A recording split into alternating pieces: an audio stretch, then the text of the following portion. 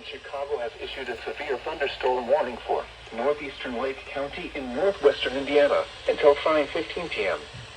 At 4:49 p.m., a severe thunderstorm was located over Gary and is nearly stationary.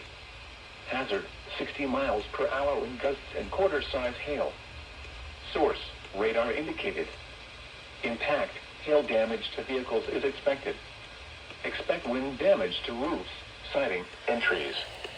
Locations impacted include Gary, Lake Station, in Chicago, Hobart, Portage, and Narrowville.